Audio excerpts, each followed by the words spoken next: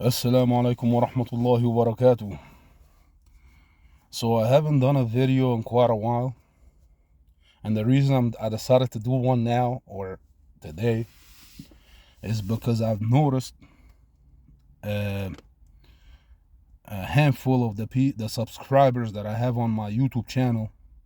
Every time I post a video, which is once in a blue moon, and it's usually a gaming video, they tell me, hey, the Matrix has sucked you back in. You're trapped back in the Matrix. We need you to come back and talk about Islam and theophilosophy and all these things. In all honesty, I haven't updated myself with anything new. Okay. And in all honesty, most of the stuff that I post on my Facebook wall is what I just have on my mind, and that's it. And but I'll relay it on my YouTube channel anyway and discuss it in this video. It is a monologue at the end of the day, so it might sound like so I'll be speaking from experience. So I'll be saying a lot of I, okay? Not to sound egocentric or narcissistic or any of these things, but just to relay my own experience. Because at the end of the day, I believe man speaks from his own experiences and the knowledge that he has attained. It is the knowledge and the action of a man that defines him. Okay? The action especially. Not just the knowledge, because you can have knowledge and not act upon it and do the opposite of what you know. And what you know that is basically of virtue. You can do the opposite. That being said, I want to talk about ikhlas. I want to talk about taqwa, which is something, by the way, I've never heard anyone discuss it. Discuss taqwa. Again, I believe that basically on the platform Facebook and YouTube, I was probably the first one to discuss taqwa. And I'm not trying to brag or anything, but I've never witnessed anyone talk about taqwa. I've never witnessed it in the mosques on Jum'ah, in Jum'ah. I've never witnessed it when I was in the mosques even back home. You know, not just in Western societies, but also back home in Egypt. I've never witnessed it. I've never read anything about it on a post on Facebook. So I believe, from my own experience, at least from what I've witnessed, I was the first one to discuss taqwa, and then it spread in the da'wah a little bit. You know, now people talk about ikhlas, sincerity. And you can't really have sincerity if you don't have God consciousness, if you don't have taqwa. You know, you can't really have anything. Matter of fact, you can't keep it real, you know, if you don't have God consciousness. Because if you don't have God consciousness, you're going to be egocentric, ego conscious, if that's the term, you know. Like, instead of being God-centric is the same, is equivalent to being God conscious, you know, because God is on your mind.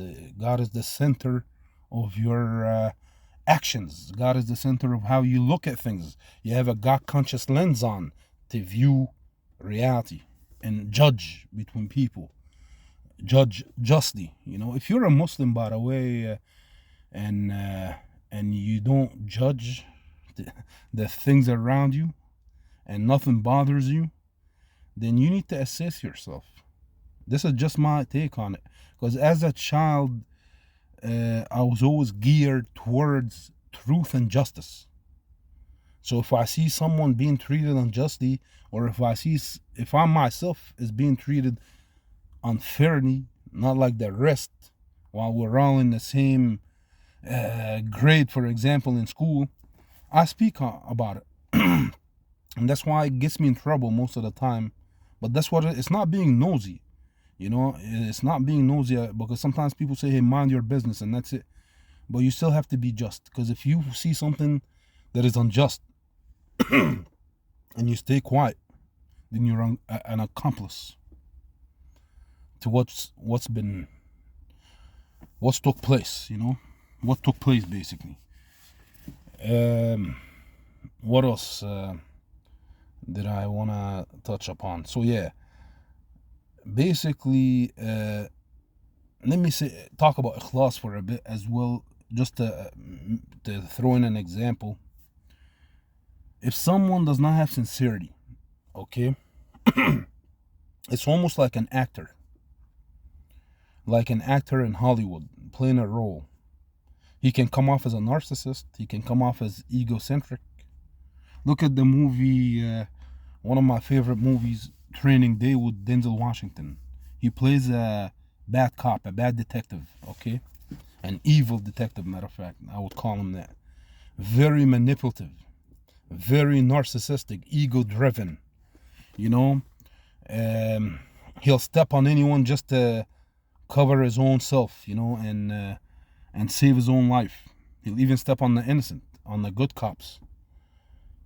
That being said, Denzel Washington as the man, I'm not talking about the character that he played, he's acting as such, okay? Now you probably assume that I'm about to talk about the movie itself and the character. No, I'm talking about Denzel Washington himself. He basically is acting. Apply that to the real world, and you'll know that a man who behaves like this, by just judging from the apparent, he is narcissistic, he is egocentric, he is a bad detective.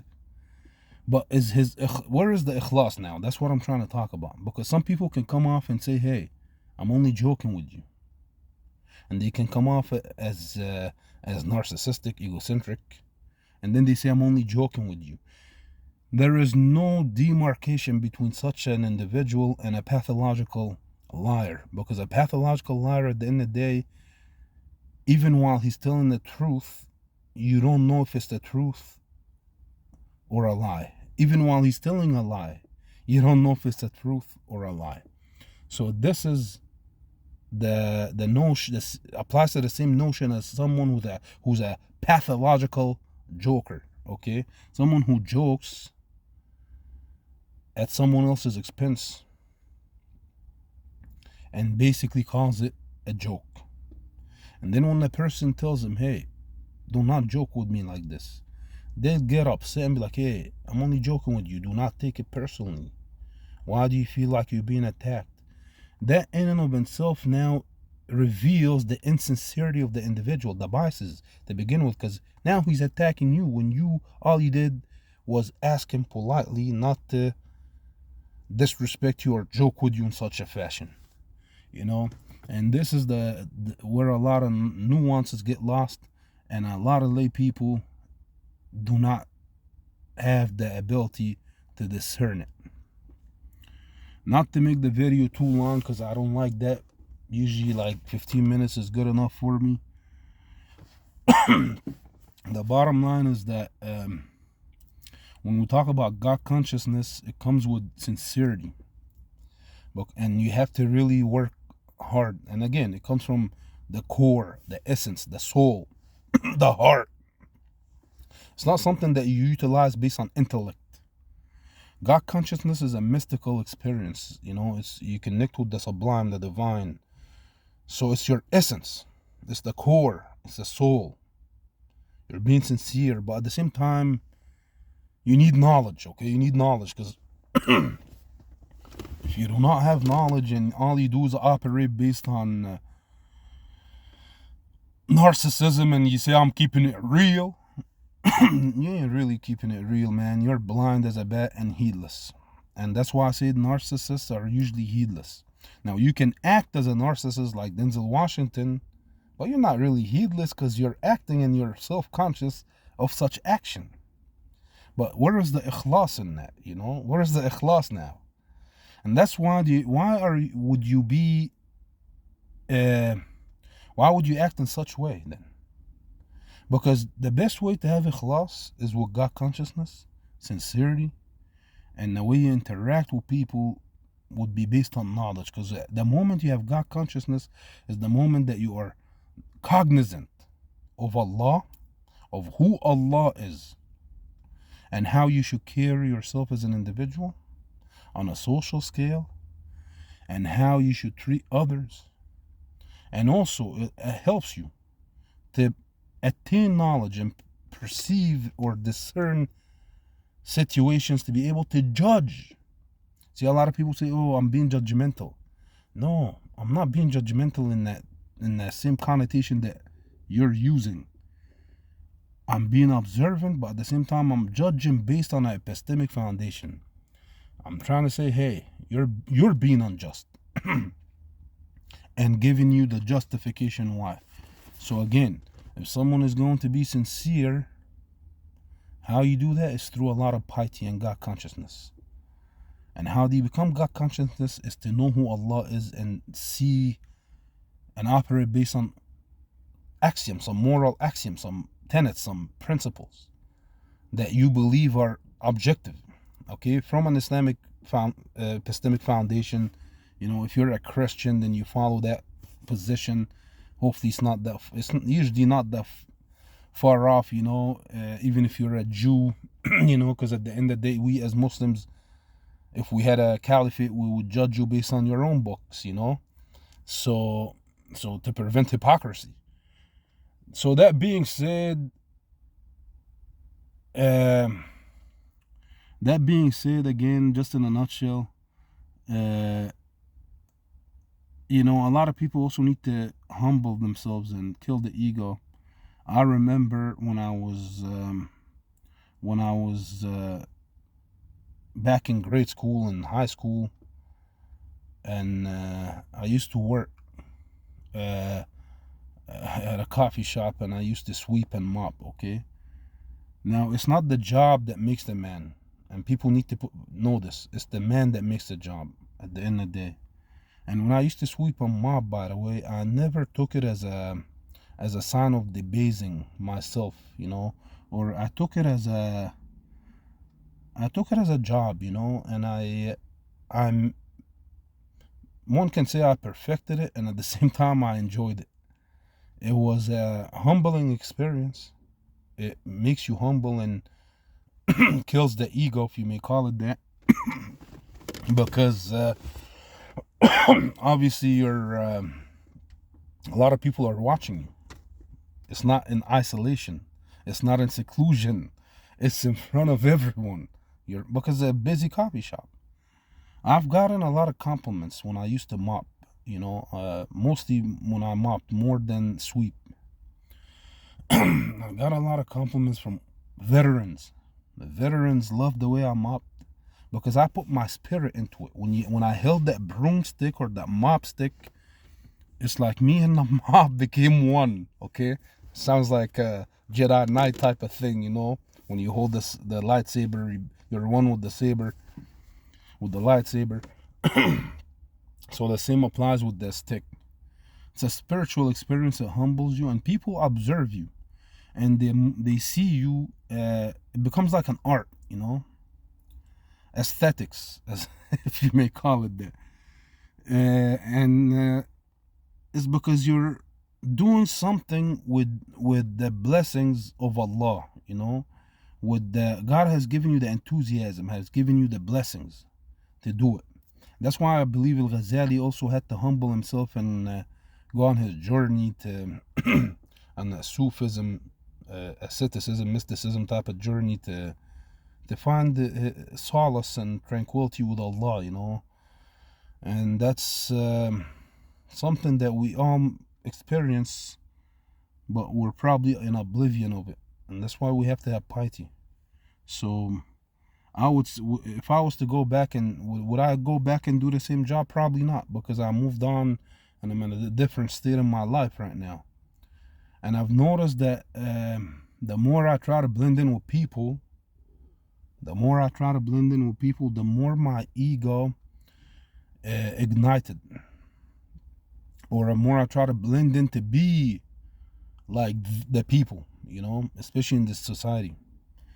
it becomes difficult, especially depending on the type of job you have. If you're dealing with the vulgar, if you're dealing with the lay people, because it becomes easier for an academic to deal with academics, because academics at least have a sophisticated mind, but the lay people don't have a sophisticated mind, especially if it's a lay person who's egocentric, egotistical, ego-driven, not God conscious, doesn't have piety. And this is not just the disbelievers, by the way, or an atheist, this is a psychological state in a lot of people, even especially Muslims. Muslims do not like being assessed psychologically. It offends them. You ask a Muslim to even do something as simple as a personality test, and he gets offended. So that to me is narcissism, and insecurities. Being in oblivion of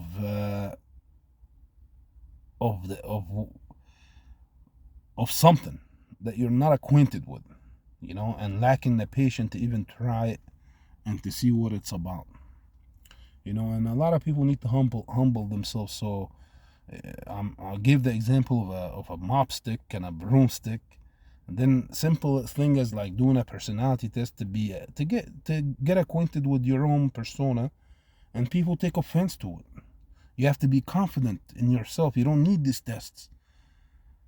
This is the Dunning-Kruger effect. This is compounded ignorance, because you assume already that you know who you are and you know what the test is about. Okay, you may know who you are, but you're heedless of a lot of things that other people who are very cognizant and God conscious can discern, such as impulsiveness, being impulsive,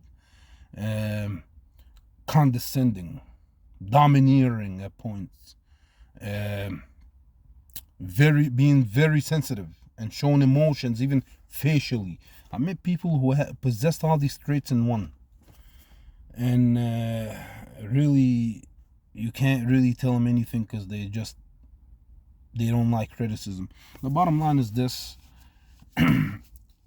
people need to be self-aware, self-cognizant, God conscious to begin with, to get rid of all these negativity and all these negative, bad, evil traits, because this is where personality clashes happen, because someone can be impulsive and the other one can be domineering, and then they clash. A D-type persona and an I-type persona from a DISC personality test, or a C-type who can have a condescending type of trait, and a I-type who has an impulsive type of trait, and they clash. Why? Because of the cons, not the pros. And that's the thing. That's what the Quran teaches us, to basically interact with each other based on piety and good qualities, and goodness, and what is beautiful, what is purification, ihsan, al-birr wal-ihsan, So how can you do that as a Muslim or a mu'min and a muhsin if you're not self-conscious? And how can you be self-conscious if you are not God-conscious? And how can you have sincerity, again, if you're not God-centric? How can you have sincerity when you're also heedless? You have to be cognizant to be able to ascertain knowledge in a certain situation, in a certain event, to be able to basically judge. There's nothing wrong with judging. A lot of people assume it as a negative trait. It's not. Because when you judge, you can be able to basically